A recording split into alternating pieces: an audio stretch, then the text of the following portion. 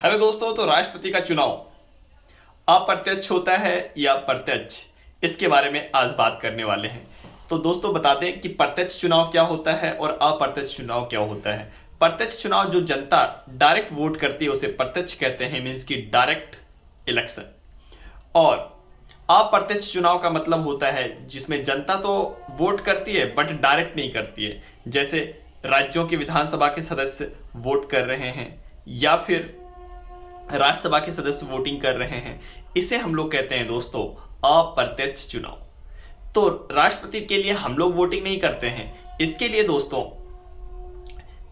राज्यसभा के सदस्य, लोकसभा के सदस्य और विधानसभा के सदस्य, ना कि विधान परिषद के सदस्य, विधानसभा के सदस्य वोट करते हैं। यह तो आर्टिकल 54 में लिखा गया है दोस्तों। और यह भी मेंशन है कि राष्ट्रपति का चुनाव सदैव अप्रत्यक्ष रूप में होगा। अब ऐसे चर्चाएं उठती हैं कि दोनों क्यों नहीं प्रत्यक्ष करवा दिए जाते हैं, दोनों जनता चुन लिए जाए तो कितना अच्छा होता। तो इसके पीछे का तर्क दोस्तों यह है कि अगर दोस्तों दोनों में अगर प्रत्यक्ष चुनाव हो जाए, दोनों में जनता अगर चुने, तो किसी एक ही दल का सत्ता स्थापित हो जाएगा, तो निर्णय एक तरफा हो जाएगा, उसमें तटस्थता नहीं आएगी। तटस्थता इन द सेंस कि न्यूट्रलिटी नहीं आएगी, न्यूट्रल होकर के निर्णय कानून नहीं बन सकते हैं दोस्तों। इसलिए राष्ट्रपति का चुनाव अप्रत्यक्ष रखा गया है।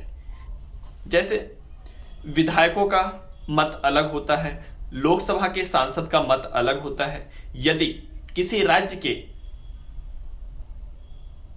सत्ता में कोई और है और केंद्र की सत्ता में कोई और है, तो उस कंडीशन में राष्ट्रपति का चुनाव पे प्रभाव पड़ता है। यदि लोकसभा में बीजेपी का मींस की प्रधानमंत्री का मींस की बीजेपी का कोई मेंबर है केंद्र में, तो राष्ट्रपति के लिए दोस्तों बदल सकता है मामला। राष्ट्रपति विपक्ष का भी हो सकता है, बट ऐसा अभी तक तो नहीं हुआ है, परंतु होने की संभावनाएं हो सकती है दोस्तों। तो हम लोगों ने आज क्या क्या सीखा कि राष्ट्रपति का चुनाव अप्रत्यक्ष होता है। क्यों होता है? क्योंकि तटस्थ होकर के नियम और कानून बने, और यह अप्रत्यक्ष होता है।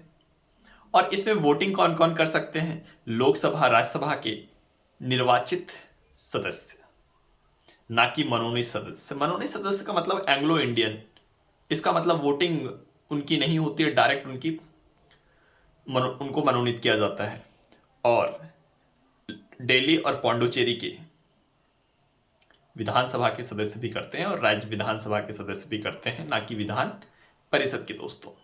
तो आप लोगों को समझ में आई होगी कि राष्ट्रपति का चुनाव अप्रत्यक्ष क्यों होता है दोस्तों। Thank you.